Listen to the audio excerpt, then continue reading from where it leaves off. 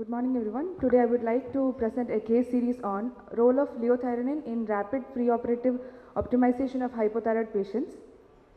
So in patients with hypothyroidism, elective surgery is postponed until euthyroid state is achieved, and with traditional use of oral levothyroxine, it takes almost 6 weeks to 2 months for achieving normalized TSH levels, and this delay is quite challenging, especially when there is emergency intervention is required. So the question is whether is there any safe accelerating response for a thyroid response so as to enable this surgical needs. So that is where we use the role of oral liothyronine, and it can be used as a viable alternative approach for correction of hypothyroid states. So here we present a case series of 5 patients which we had encountered in the last 5 months, 6 months where liothyronine was used. So I would be elaborating about 2 cases in particular. So this was a 37-year-old female, unmarried patient, came with complaints of vomiting, abdomen pain and abdomen distension since 20 days. And she is a known case of hypothyroidism post-thyroidectomy status and is on levothyroxine 150 microgram with good complaints.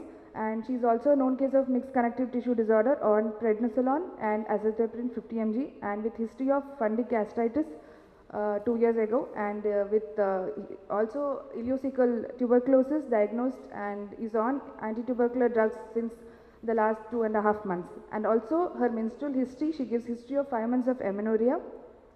So on examination, patient had tenderness in right and left iliac fossa and hypogastric region, and imaging CECT abdomen showed a long segment edematous wall thickening and dilated bowel loops with hyper enhancement of the ileal and jejunal loops. And colonoscopy was done that showed ileocecal valve narrowing and a fibrotic stricture.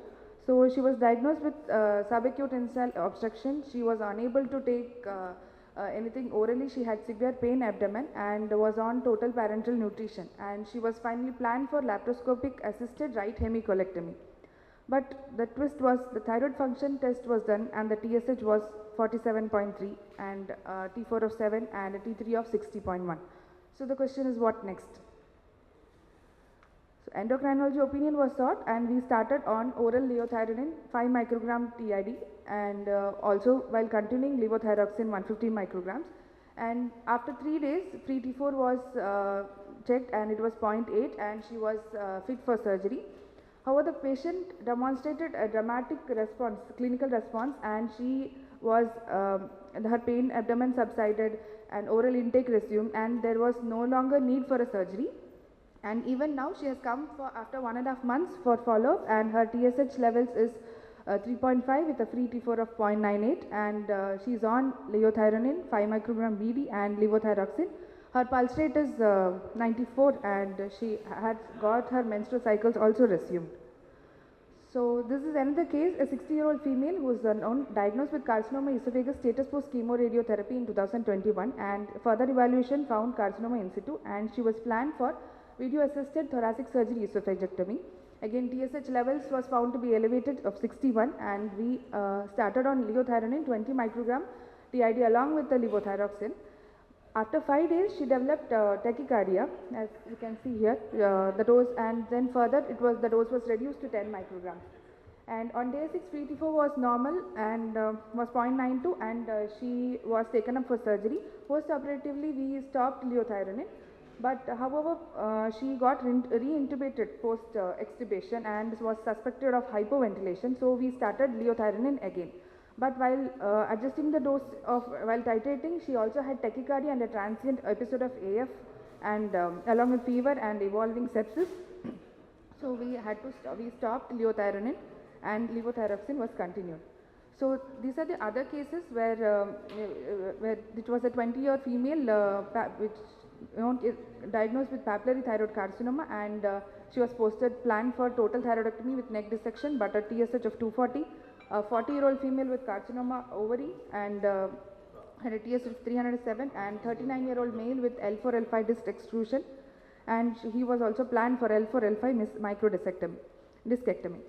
So these were the values of TSH pre and post initiation of liothyronine, and we found, and we had given to all the patients liothyronine 20 microgram TID, except in one patient it was 5 microgram, and along with that levothyroxine was also continued, and most of the patients got free T4 normalized by 3 to 10 days of initiation of liothyronine, and they were fit for surgery. So when hypothyroidism occurs, especially preoperatively, it has major consequences because of the diminished tolerance for the cardiovascular depressant effects of anesthetic agents.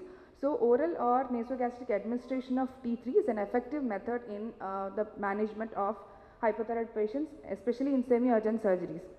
So this is because liothyronine has an absorption rate of almost 100% and a rapid onset of action, and also a short half-life, 1 to 2 days, within 1 to 2 days, and pharmacodynamic potency is more. And 10 to 25 microgram liothyronine 8-hour intervals before the surgery can be used. So to conclude, liothyronine appears to be an effective and relatively safe option for rapid preoperative correction of hypothyroidism, but individualized dosing and careful cardiac monitoring are required. So further prospective studies can help to establish formal guidelines for the use of liothyronine in the surgical settings. These are my references. Thank you. So this is one indication for T3. Yes, what are the absolute contraindications for using T3 before we consider it for an individual?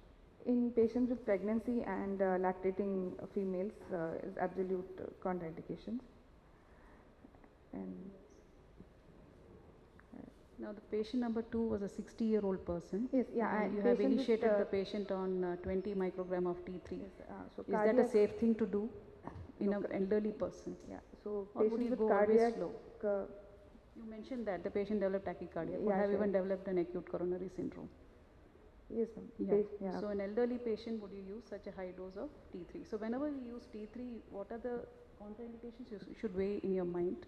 And when you start in an elderly person, what are the precautions you take? Okay, so the cardiac side effects and in patients with arrhythmias, so it is contraindicated. But in elderly, whenever we are using pre-operative, like pre-initiation and ECG and monitoring, but we have done checked with the ECG and it was normal. Case number 1, why do you think the TSH was high? Patient was on anti-tuberculous therapy and had mixed. So does that change the thyroxine requirements? So for the case number 1, she had multiple issues. One was she was all on steroids and azathioprine, and her ileocecal tuberculosis was there. So the absorption, we were suspecting that the absorption would have been decreased. So that might be the reason TSH was elevated despite she's on 150 micrograms. What is the usual dose conversion formula you use? Suppose you want to switch from the patient from levothyroxine to liothyronine, that is what is the usual conversion formula, and is there is any physiological ratio that you need to keep to maintain? When there are two entities, one is combined liothyronine with levothyroxine, and other way to do is you can just give liothyronine alone. Monotherapy. So in your 2 patients, when you are planning, you are considering absorption issue with levothyroxine, is it safer to stop levothyroxine and give high dose of liothyronine, especially in the second case scenario? There's the one point you might think about. In that scenario, it's better to hold levothyroxine and add on liothyronine. So that high dose, especially we are giving levothyroxine along with liothyronine very high dose.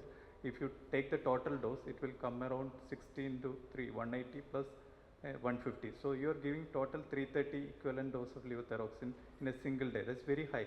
Yes. So it's expected to get such a kind of in an elderly individual, you will expect to get arrhythmia. So when you're planning to shift, it's always better to shift full dose. If you want to have absorption related issue, it's better to shift to full dose conversion to liothyronine rather than combined.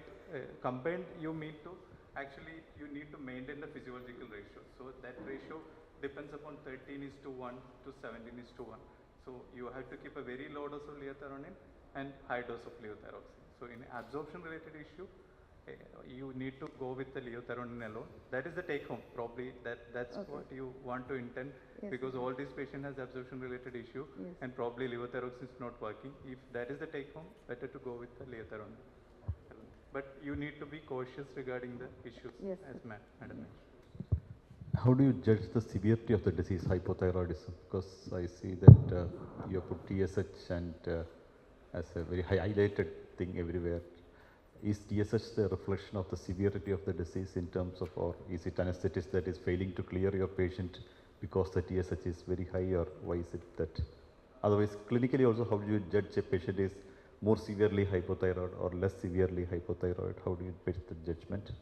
So clinically, we can with her the symptoms and the bradycardia and hypotension, hypothermia, and low mood, all those symptoms.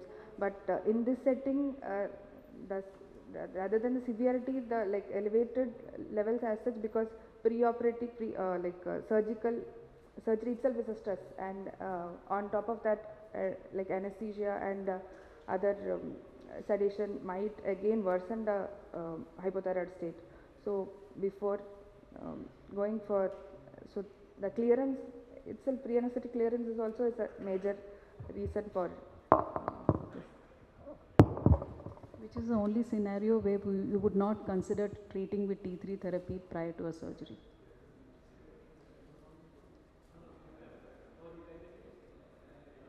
When a person is posted for, in the current guidelines also, you don't need to always pre-treat and correct the hypothyroidism when a person needs urgent surgery.